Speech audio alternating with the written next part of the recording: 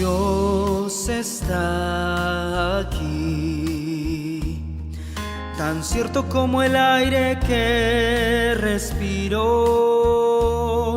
tan cierto como la mañana se levanta,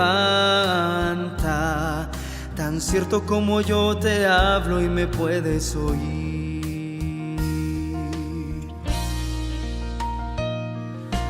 Dios está aquí, aleluya, tan cierto como el aire que respiro, tan cierto como la mañana se levanta, tan cierto como yo te hablo y me puedes oír.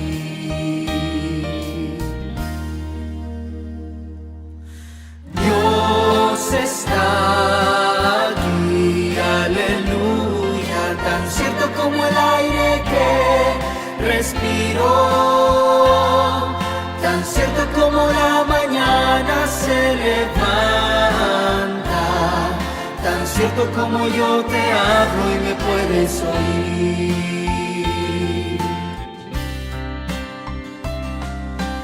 Dios está aquí, aleluya, tan cierto como el aire que respiro, tan cierto como la mañana se levanta, tan cierto como yo te hablo y me puedes oír, tan cierto como yo te hablo y me puedes oír.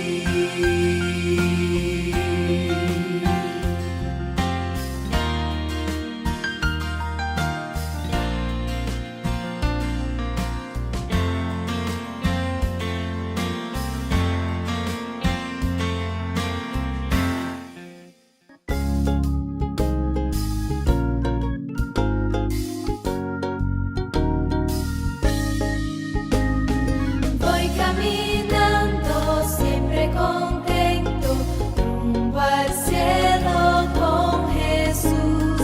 No tengo miedo, no tengo dudas, pues Jesús conmigo está.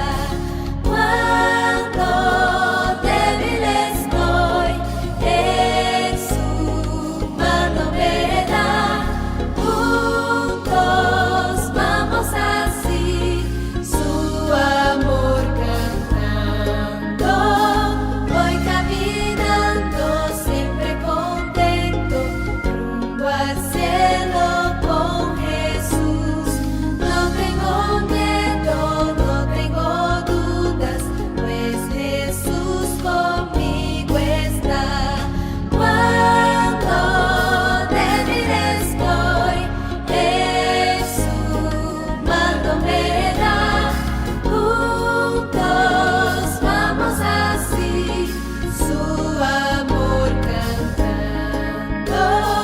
Voy caminando siempre contento rumbo al cielo con Jesús.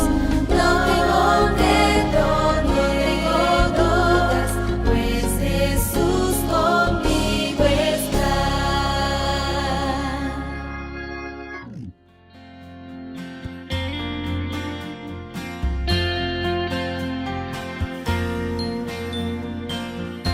El Señor es mi fiel amigo, segura roca eterna, y tan solo en Él confío, luchando en las batallas contra mis enemigos.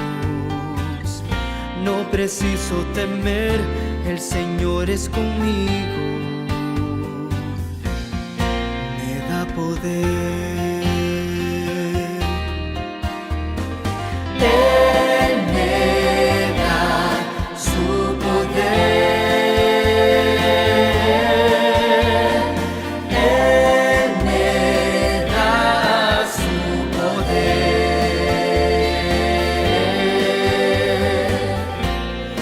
mi Señor.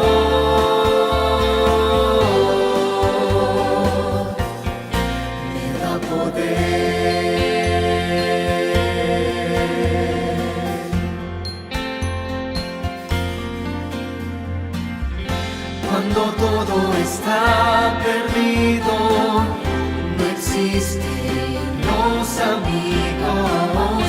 Clamo al cielo con la confianza de hallar un fiel amigo contra mis enemigos. No preciso temer, el Señor es conmigo. Me da poder. Él me da su poder.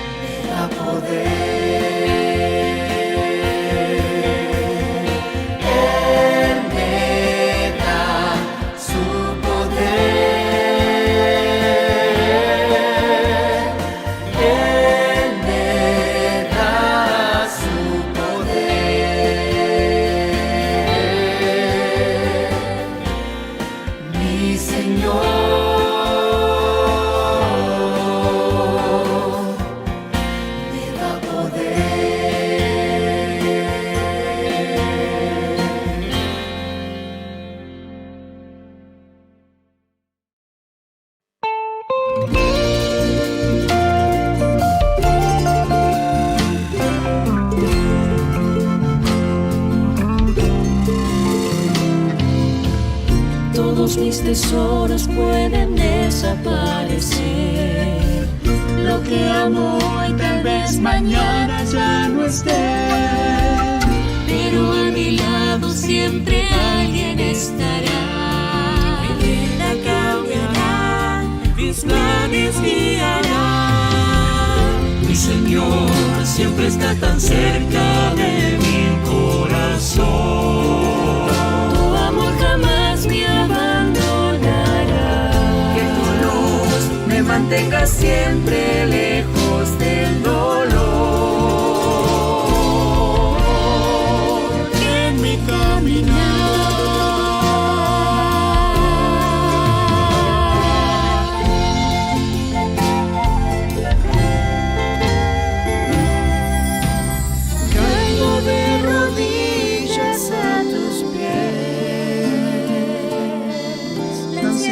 De esta vida otra vez, y mi vida se resume en tu llegada.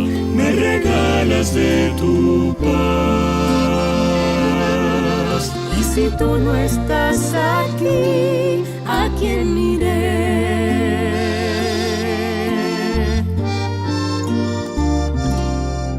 Y esa ayuda fue Jesús que me encontró. Nadie como Él jamás me amó. Nadie pudo darme tanta luz. Nadie con su toque me sanó. ¿Cómo pudo hacerlo mi Jesús?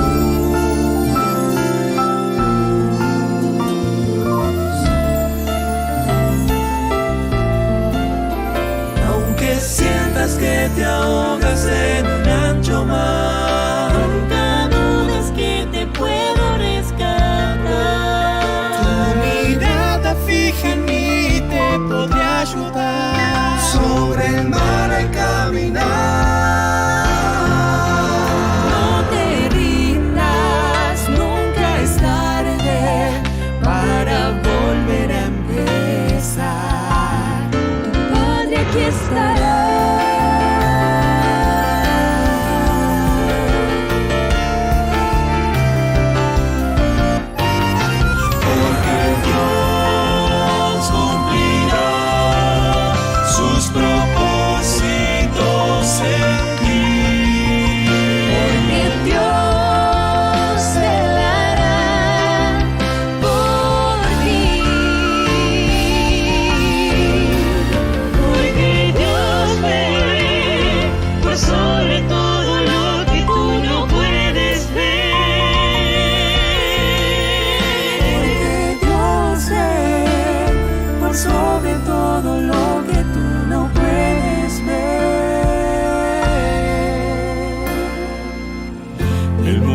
que por años soñé.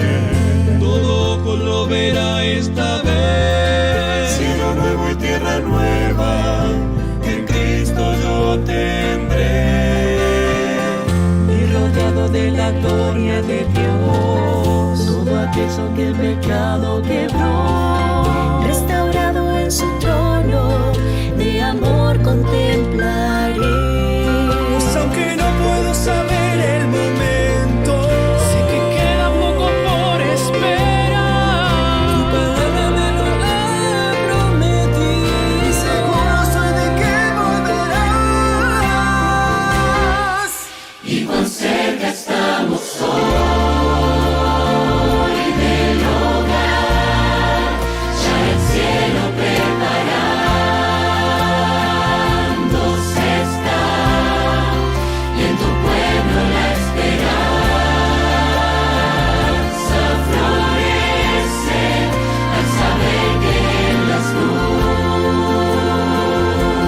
vendrás y volviendo ya estás.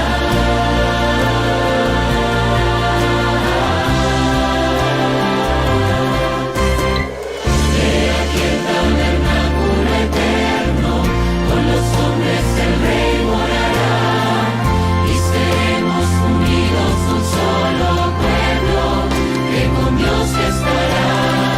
He aquí el tabernáculo eterno, con los hombres el Rey morará, y seremos unidos un solo pueblo, que con Dios estará.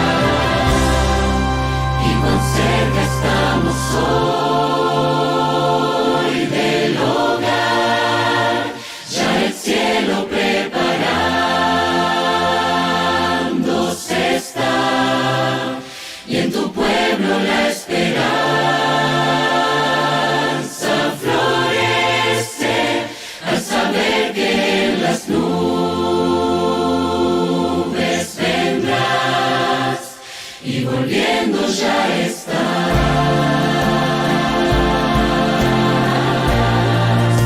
Volviendo ya estás.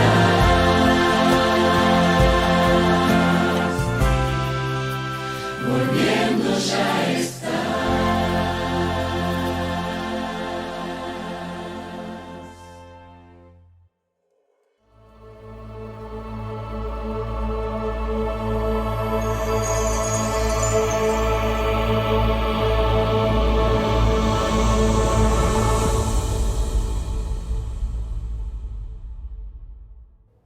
Bienvenidos, muy feliz sábado. Es una alegría especial volver a reunirnos, en este caso desde la ciudad de Campana. Antes de comenzar nuestra reunión, comparto un pensamiento del libro de los Salmos, el Salmo 84. Dice allí el verso 10, porque mejor es un día en tus atrios que 1000 fuera de ellos. Y termina diciendo el salmista, Jehová de los ejércitos, dichoso el hombre que en ti confía. Vamos a inclinar nuestro rostro agradeciendo a Dios por su invitación y también que bendiga nuestra reunión. Padre, gracias por estar juntos, gracias porque nos trajiste a tu presencia, Señor. Ahora al abrir tu palabra, imploramos que tu Espíritu Santo nos bendiga y que nuestro corazón sea receptivo al mensaje. Oramos en el nombre bendito de Jesús. Amén.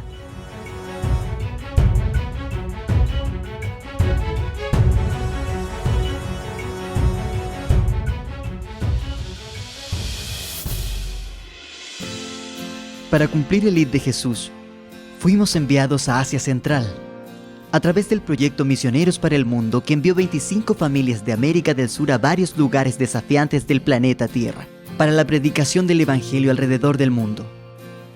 Nuestro objetivo aquí en Kirguistán fue establecer un contacto más cercano con la población nativa de la ciudad de Osh, en la parte sur del país. La primera cosa que hicimos fue adaptarnos a la cultura y estudiar el idioma ruso. Luego de 6 meses, vimos que hacer proyectos sociales sería un medio excelente para atraer a las personas, para crear en un futuro cercano grupos de estudios de la Biblia. En este contexto, la escuela de fútbol fue y es hasta hoy una manera muy eficaz de establecer una relación de confianza y amistad con las familias de los pequeños atletas. Con el paso del tiempo, iniciamos un club de conquistadores, teniendo como base a los participantes de la escuela de fútbol que ya estaban confiados en nuestro liderazgo. Hoy, más de 30 conquistadores se reúnen todos los domingos para desarrollar sus actividades. El estudio de la Biblia está siendo introducido poco a poco con la autorización de los padres. Por ser un país de fuerte tradición comunista y musulmana, es necesario que todo sea hecho dentro de las normas en las cuales vive la población. Abrir la palabra de Dios, por ejemplo, exige el cumplimiento de innumerables reglas. Para alcanzar a jóvenes y adultos, implementamos una escuela informal de inglés y español, a partir de la necesidad que tiene la población de desarrollarse en esos dos idiomas. Nuestro objetivo principal era atraer alumnos de otras escuelas de idiomas tradicionales a nuestro club de conversación, que llamábamos Talking Club. Este club llegó a tener más de 40 participantes, y eso nos animó a abrir el primer grupo pequeño de Kirguistán. Hoy, después de 2 años de funcionamiento, este grupo pequeño se mantiene unido, alabando y adorando al Creador sin restricciones. La palabra de Dios es abierta y las enseñanzas de Jesús son presentadas en forma tranquila y valorando la alegría del pueblo de Kirguistán.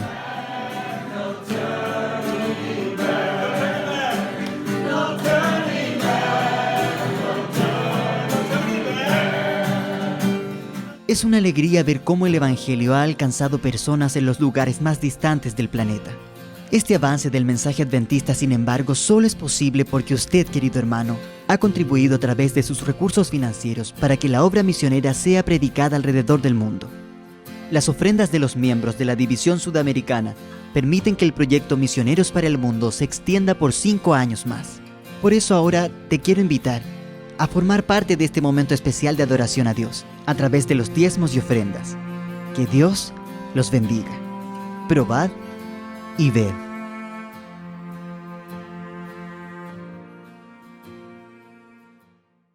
Esta mañana la ofrenda musical también es de aquí, de los hermanos de Campana. Milton Schimpf y Bruno Becheruzzi, en un dúo instrumental, van a compartir con nosotros la adoración.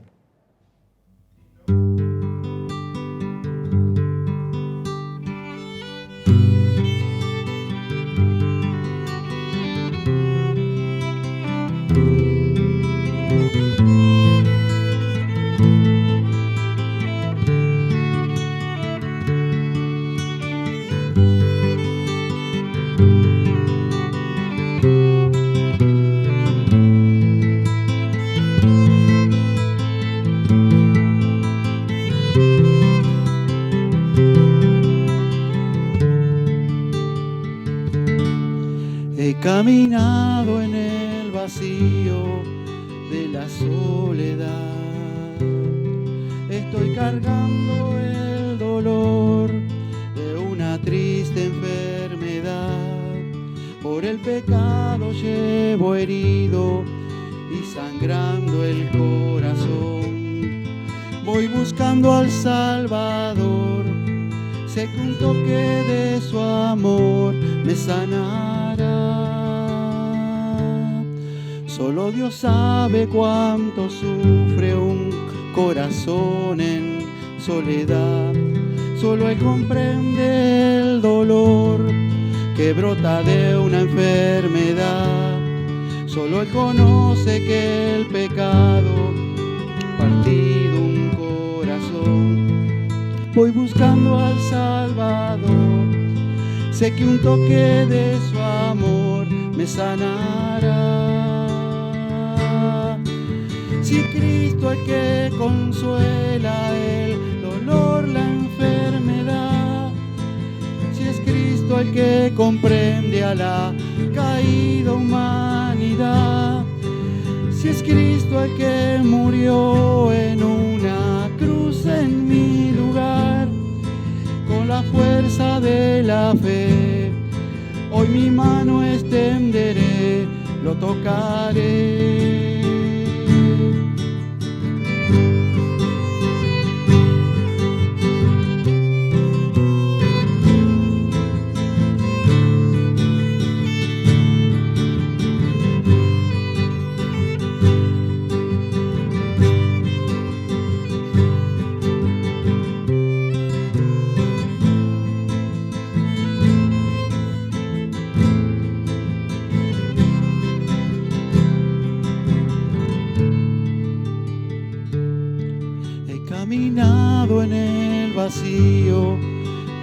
soledad. Estoy cargando el dolor de una triste enfermedad. Por el pecado llevo herido y sangrando el corazón. Hoy con Cristo me encontré y su manto yo toqué. Él me sintió y me sanó.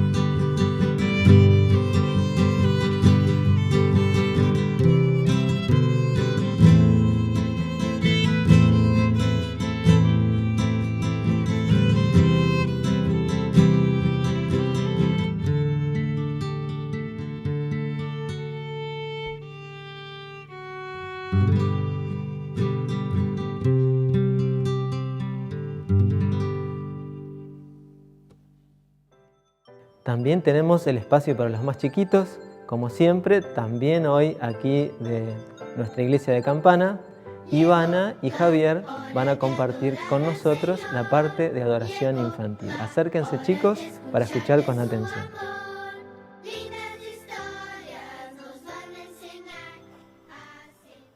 Hola chicos, feliz sábado. Hoy vamos a continuar con la historia que comenzamos el sábado pasado. Habíamos quedado en que Jacob había decidido regresar al que había sido su hogar. Pero primero vamos a leer el versículo para hoy que se encuentra en Salmos 91:14 y dice: Por cuanto en mí ha puesto su amor, yo también lo libraré, lo pondré en alto, por cuanto ha conocido mi nombre. Cuando él y todos los que lo acompañaban estaban cerca de la que había sido su casa paterna, se emocionó mucho, pero para su sorpresa no se sintió lo feliz que se había imaginado que sería, pues al comenzar a pensar en el reencuentro con su hermano, su alegría se vio opacada por el recuerdo del engaño que había realizado a Esaú y a su padre. El temor comenzó a apoderarse de él al pensar en el trágico final que podría acontecer a su familia. Dios manifestó una vez más su bondad y amor para con Jacob, enviando ángeles que protegieran la caravana por delante y por detrás. ¡Qué privilegio! Si bien confiaba en la protección de Dios, Jacob quiso ser precavido y envió mensajeros en dirección a Esaú para decirle que venía en paz, como un siervo que reconocía que su hermano era dueño de todas las riquezas que había dejado su padre. Después de cierto tiempo, los mensajeros regresaron diciendo que Esaú venía a su encuentro con muchos soldados, bien armados, y parecía que no le había dado importancia al mensaje de amistad enviado por Jacob. El miedo creció. Aquella noche, Jacob fue a un lugar solitario para orar y pedir la ayuda de Dios. Mientras oraba fervientemente, una mano fuerte lo tocó y él pensó que era un asaltante. Llenándose de valor, luchó con todas sus fuerzas. El extraño también luchaba con fuerza y no hablaba. Eso duró por horas y todo estaba muy oscuro. Entonces, cuando estaba amaneciendo, el extraño tocó el muslo de Jacob, haciéndolo sentir un dolor terrible en la pierna. Él se asustó, pero entendió que no estaba luchando con un hombre cualquiera, sino con un ser celestial. Era Cristo. Jacob estaba arrepentido de haber engañado a su padre y a su hermano, y se aferró a las promesas divinas del perdón, y no quiso soltar la mano del Señor hasta tener la certeza de que su pecado estaba perdonado. Con lágrimas en los ojos le dijo: «No te dejaré si no me bendices». En prueba de que había sido perdonado, su nombre, que hasta entonces le recordaba su pecado, fue cambiado por otro, que conmemoraba su victoria. Cristo le dijo: no se dirá más tu nombre Jacob, que significa suplantador, sino Israel, porque has luchado con Dios y los hombres y has vencido. Todo el miedo desapareció, el Señor también, y Jacob se reunió con el grupo para seguir en dirección a su hermano y sus soldados. En aquel instante, un ángel fue enviado a hablar con Esaú, diciéndole que no le hiciera nada malo a Jacob, ahora llamado Israel.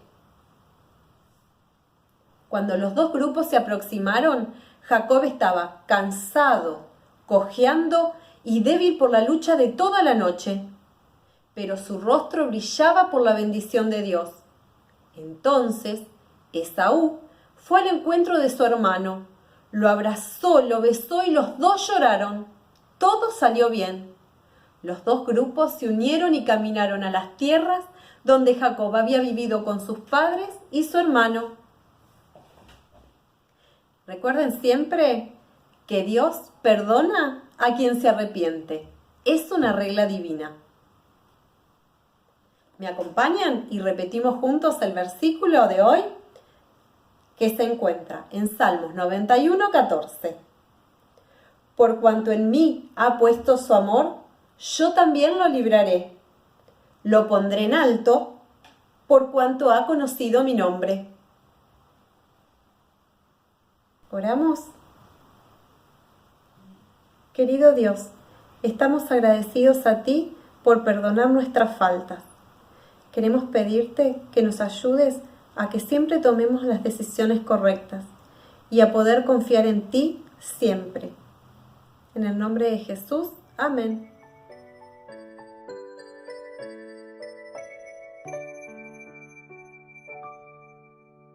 Dice el Evangelio según San Juan, en el capítulo 6, del versículo 16 en adelante: al anochecer descendieron los discípulos al mar, y entrando en una barca, iban cruzando el mar hacia Capernaum, y estaba ya oscuro, y Jesús no había venido a ellos. Se levantaba el mar con un gran viento que soplaba. ¿Cuántos de los que están escuchando le tienen temor a las tormentas? Saben, el temor a las tormentas se llama astrofobia. Me lo anoté aquí. 1 de cada 5 personas, dicen los investigadores, tiene temor a las tormentas.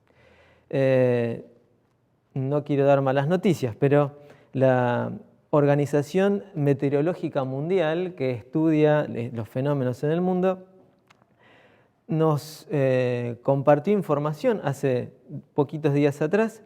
La Argentina tiene el récord de tormentas en el mundo. Así que si hay gente que le teme a las tormentas, la Argentina, o por lo menos el norte de nuestro país, no es el mejor lugar para vivir. Habría que mudarse. Tenemos, miren, el día 4 de marzo del año pasado, se registró en Argentina un rayo que permaneció casi 17 segundos en el cielo. Imagínense la tormenta eléctrica allí produciendo esa cantidad de luces y obviamente los truenos. 17 segundos la descarga eléctrica en el cielo.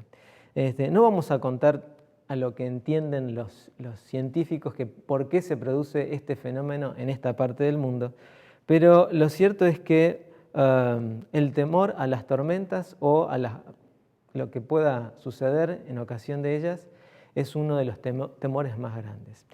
Leíamos que los discípulos estaban aquella noche no solamente frente a una tormenta, sino que estaban de noche en el mar con esta tormenta.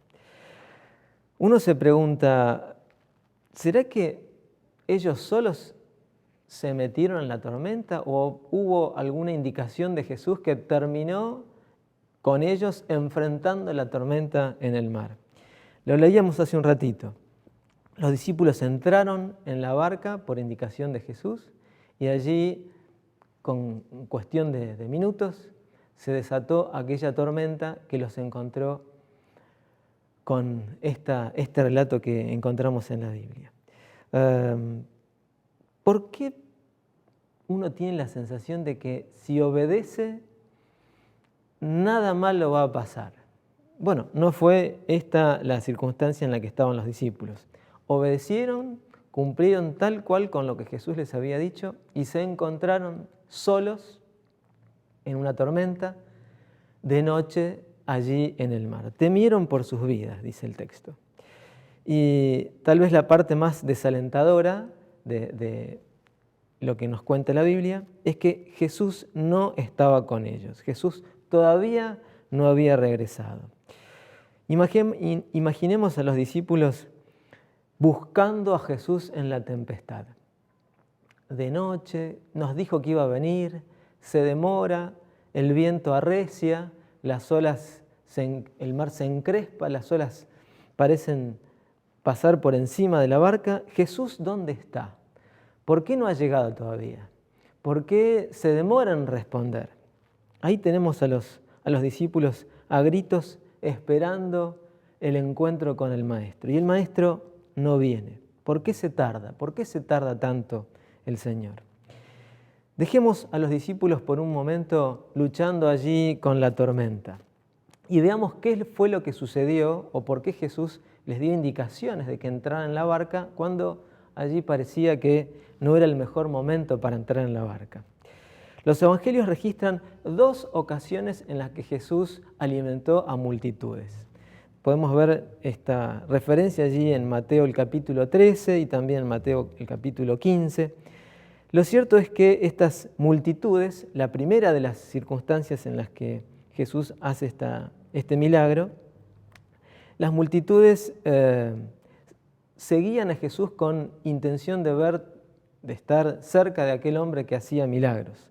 San Juan, el evangelio allí donde estábamos, dice que en una de estas ocasiones, la primera, entusiasmados por los milagros que Jesús hacía, los seguidores planeaban tomarlo por la fuerza para hacerlo rey de Israel. Elena de White, comentando esto, dice en El deseo de todas las gentes, consultando entre sí, convinieron en tomarle por la fuerza y proclamarle rey de Israel. Los discípulos no quedaron ajenos a esta idea, sino que se unieron a la muchedumbre para declarar que el trono de David era herencia legítima de su maestro.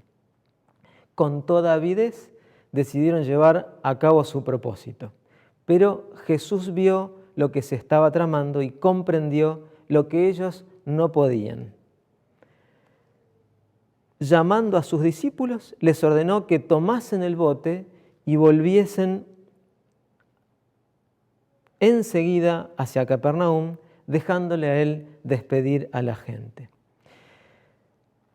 ¿Habrán titubeado los discípulos? ¿Se habrán opuesto a la orden de Jesús? Nunca antes, dice el texto, parecía tan imposible cumplir el mandato de Jesús. Jesús les habló entonces con una autoridad que nunca había asumido para con ellos. Sabían que cualquier oposición ulterior, por su parte, sería inútil y en silencio se volvieron hacia el mar. Los discípulos le hicieron caso al Señor. Claro, confundidos. Este es el momento, Señor. La gente te sigue, la gente está deseosa de verte en el trono de Israel y los estás rechazando. Así fue, tal cual. El Señor despidió a la multitud y le pidió pronto que los discípulos se subieran allí a la barca para ir nuevamente al otro lado del lago. Allí quedaron los discípulos de noche haciéndole frente a aquella tempestad.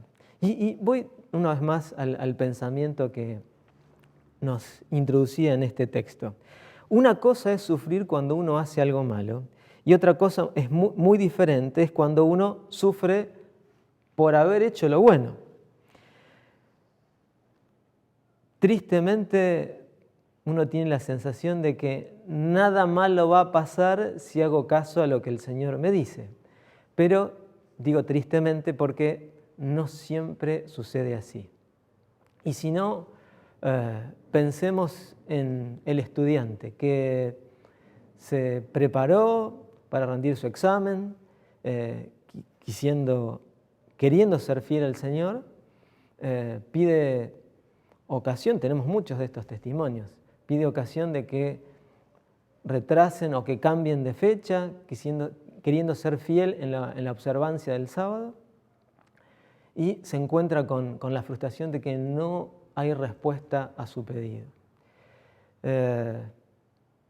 Pienso en otros ejemplos. Un comerciante honesto que pretende llevar bien su negocio y, como suele pasar en nuestro país, se encuentra frente a las circunstancias que estamos atravesando o a la inflación a la que estamos acostumbrados.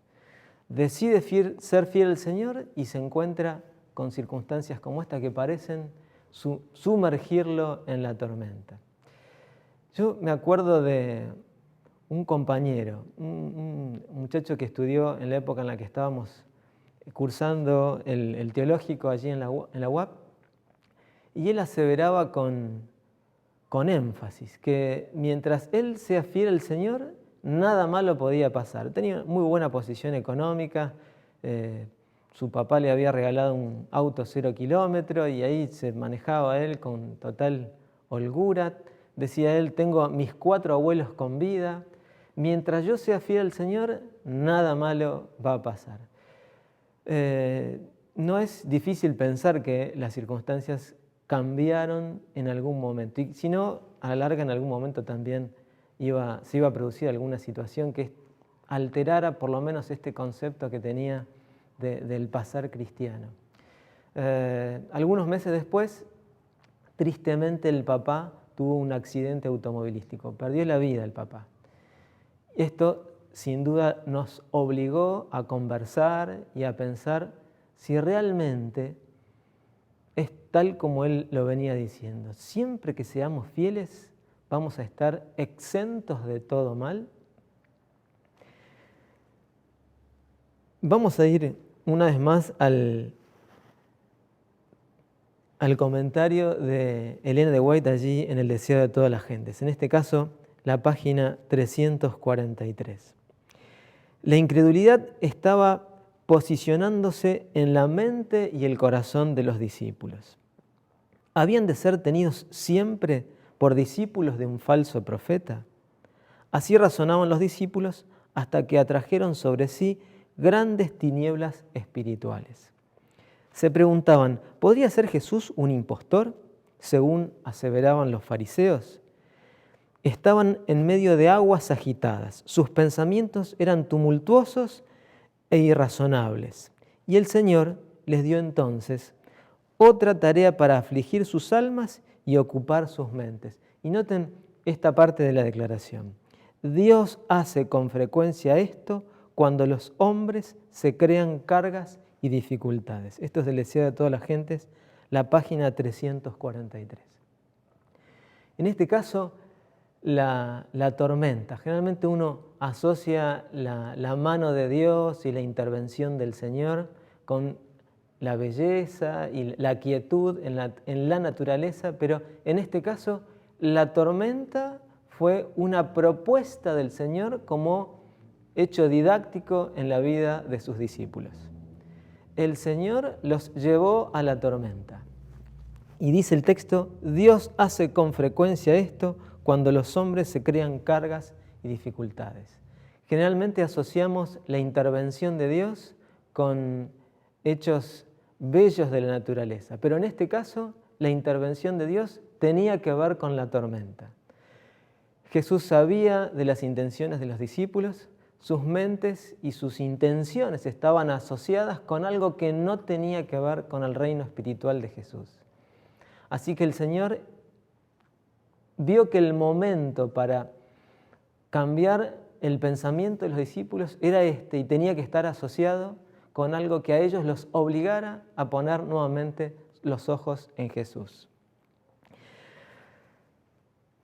Volvamos allí con los discípulos que habíamos dejado remando en el lago de Genesaret. El lago de Genesaret no es un lago muy grande, apenas 21 kilómetros tiene de costa a costa. Vamos a ver un poquito el detalle de lo que el Evangelio de Marcos dice. San Marcos, el capítulo 6 y el verso 48, dice el texto que Jesús los vio que remaban con dificultad. Los vio en medio de la noche, los vio a través de la tempestad. Igual que un padre amoroso esperó hasta que se presentara el tiempo preciso, hasta el momento exacto. Esperó hasta que supo que era el momento de ir y entonces llegó. La pregunta nuestra es, ¿hasta cuándo, Señor? ¿Cuándo es el momento exacto? Sinceramente, no lo sabemos. ¿Por qué Dios espera hasta que se acabe el dinero? ¿Por qué el Señor espera para responder nuestra oración, tal vez de sanidad, hasta que la salud se acaba y finalmente tenemos que despedir en el sepulcro a un ser querido? ¿Por qué el Señor espera? ¿Por qué la tempestad crece? ¿Y por qué parece que esto acaba también con nuestra fe? Son preguntas a las que sin duda el Señor tendrá que respondernos en algún momento. Pero lo que sí sabemos es que el tiempo en el que el Señor elige responder, igual que con sus discípulos, es el momento correcto. Siempre el Señor hará lo mejor para nosotros. Dice San Lucas en el capítulo 18 y el verso 7, ¿acaso Dios no defenderá a sus escogidos que claman a Él día y noche? ¿Los hará esperar? Aunque no escuchemos, Él está hablando. Aunque no escuchemos nada, Él está en acción. Con Dios no hay accidentes, no hay hechos al azar. Cada incidente tiene que acercarnos a Él. Puedo dar un ejemplo de esto y nuevamente vamos a recurrir a la Biblia. Dice allí en Deuteronomio, el capítulo 8 y los versículos 2 al 4. Acordaos de todo el camino que el Señor vuestro Dios hizo.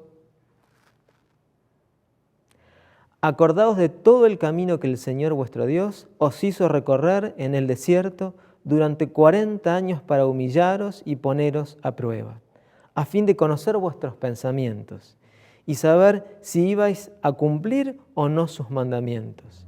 Y aunque os hizo sufrir y pasar hambre, después os alimentó con maná, comida que ni vosotros ni vuestros antepasados habíais conocido, para haceros saber que no solo de pan vivirá el hombre, sino de todo lo que sale de los labios del Señor.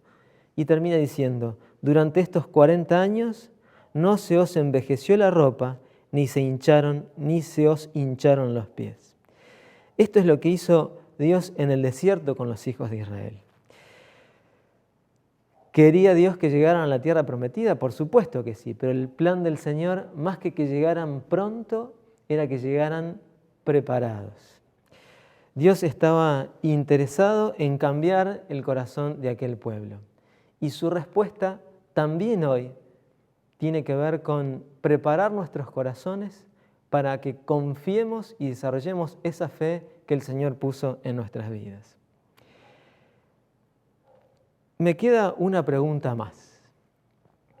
¿Qué hace Dios mientras nosotros soportamos la tormenta?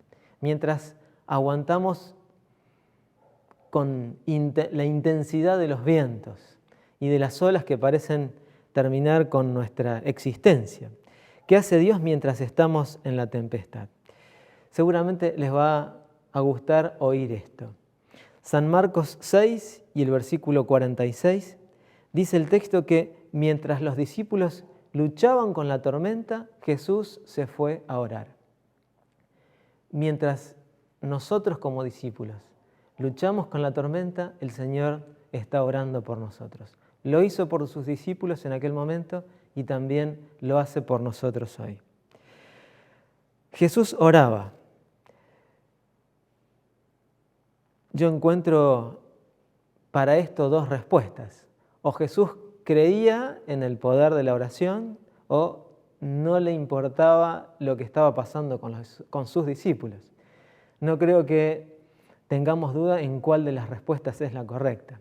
Al Señor está haciendo una oración por nosotros. Todavía no cambió la manera de proceder del Señor.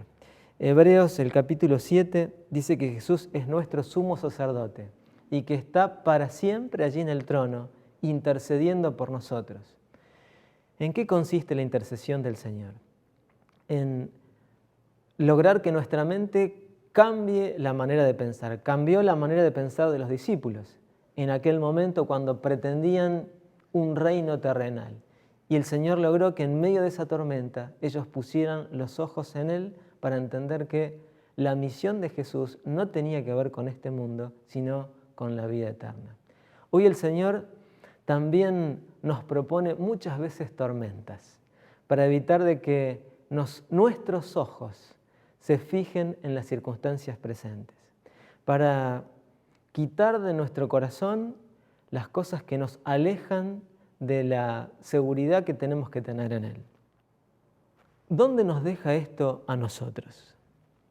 Mientras Jesús ora, ¿qué es lo que se supone que tenemos que estar haciendo nosotros? Bueno, lo mismo que hicieron sus discípulos en aquel momento. San Marcos 6 y el verso 48 dice: y viéndoles remar con gran fatiga, porque el viento les era contrario, cerca de la 4ª vigilia de la noche, vino a ellos andando sobre el mar y quería adelantárseles. La palabra fatiga se traduce como tormento. Sin duda fue difícil para los discípulos remar en aquellas circunstancias. Sin duda es lo que pasa con nosotros. La vida nos propone remar frente a circunstancias que nos son adversas. Y muchas veces parece que nos quedamos sin fuerzas para continuar remando frente a contratiempos, frente a personas que se nos oponen, a circunstancias que parecen quebrantarnos anímicamente. Cuando ya los remos no dan más, ponemos los ojos en Jesús. Sin duda esta fatiga que nos produce nos invita a confiar plenamente en las fuerzas del Señor y no en las nuestras. El deseo de toda la gente, la página 345, dice allí: día tras día Dios instruye a sus hijos. Por las circunstancias de la vida diaria los está preparando para desempeñar su parte en aquel escenario más amplio que su providencia les ha designado. Y noten esta última expresión. Es el resultado de la prueba diaria lo que determina su victoria o su derrota en la crisis de la vida. Enfrentar las pequeñas luchas a diario o grandes, no sé cuál sea la tormenta que estás atravesando, pero hacerle frente confiando en la intervención del Señor es lo que nos va a capacitar para que en aquel momento final, cuando no haya recurso alguno en qué pensar y el desafío sea la vida o la muerte, lo que esté puesto allí delante nuestro, no olvidemos las palabras del Señor. No olvidemos su intervención en nuestras vidas y plenamente podamos confiar en que Él nos saldrá a rescatar. Probablemente hayamos pensado igual que los discípulos cuando iniciamos nuestra relación con el Señor, esta invitación que nos hace a formar parte de su iglesia, de su pueblo que anuncia su venida. Probablemente pensamos que las cosas serían sencillas o que las tormentas iban a pasar de otra manera porque el Señor iba a intervenir para evitarlas. Pero una fe madura es lo que nos anima a pensar que el Señor interviene de otra manera. Muchas veces, como leíamos, permitiendo las dificultades para que nuestra fe se fortalezca confiando en su intervención. Me permito pensar en circunstancias corrientes. Me permito pensar en, por ejemplo, como ilustración, en la luna de miel. La luna de miel se termina, esos novios que disfrutaron de momentos preciosos allí donde todo estaba a pedir de boca, se encuentran a diario con circunstancias que parecen generar conflicto en la pareja. La luna de miel se terminó, este es el momento de hacerle frente a muchas tempestades. O los 9 meses de espera de un hijo. Bueno, pasaron de repente con alguna complicación, pero finalmente allí estaba el hijo tan esperado. Y ahora llegó el momento de la crianza. Bueno, las cosas no son tan fáciles ahora. Hay que confiar en la intervención del Señor. Y mientras tanto, ¿qué? Igual que los discípulos, seguir remando. Comenzamos nuestros días con el despertador que nos invita a remar y la mayor parte del día, y permítanme extenderlo un poquito más, la mayor parte de nuestras vidas nos la pasamos remando. Quizá como cristianos tengamos que tener ese premio de los mejores remadores. El plan del Señor es que confiemos en su intervención, en la fortaleza que Él va a darnos para seguir remando y hacerle frente a la prueba, pero sobre todas las cosas que Él va a actuar en el momento indicado para que podamos reconocerlo como nuestro Señor. Hay una ilustración muy linda con la que yo quisiera concluir, es muy conocida, es anónima, de autor anónimo, pero que ilustra de manera interesante este punto. Habla de una mariposa, se llama La lección de la mariposa. Dice el texto, un caminante vio al costado del camino un capullo de mariposa. Vio que había una pequeña abertura en aquel capullo y el hombre se sentó observando por horas cómo la mariposa se esforzaba para que su cuerpo pasase a través de aquel pequeño agujero. Entonces pareció que ella ya no lograba ningún progreso. Parecía que había ido más lejos de lo que podía en su intento y no podría avanzar más. Entonces el hombre decidió ayudar a la mariposa. Tomó una tijera, cortó el resto del capullo. La mariposa entonces salió fácilmente, pero su cuerpo estaba atrofiado, era pequeño y tenía las alas aplastadas. El hombre continuó observándola porque esperaba que en cualquier momento las alas se abrieran y se agitaran para ser capaces de soportar el cuerpo que a su vez iría tomando forma. Nada de esto ocurrió. En realidad la mariposa pasó el resto de su vida arrastrándose con un cuerpo deforme y alas atrofiadas. Ella nunca fue capaz de volar.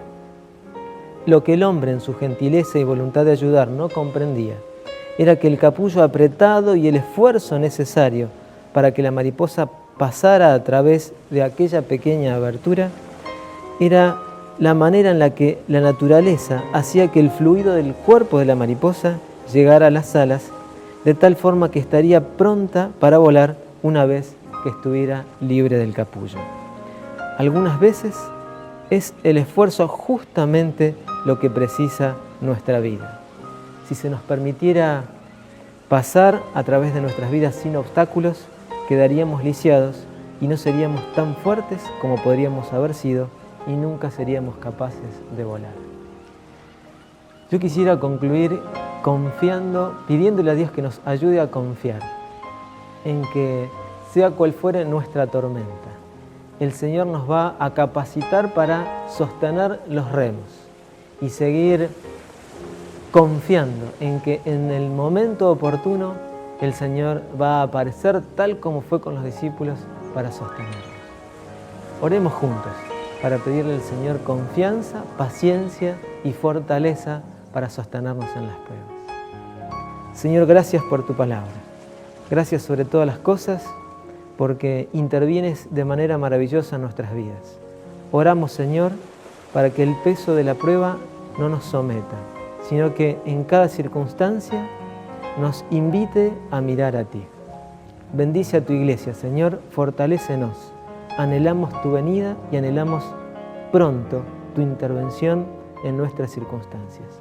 Te lo pedimos confiando en el nombre de Jesús. Amén.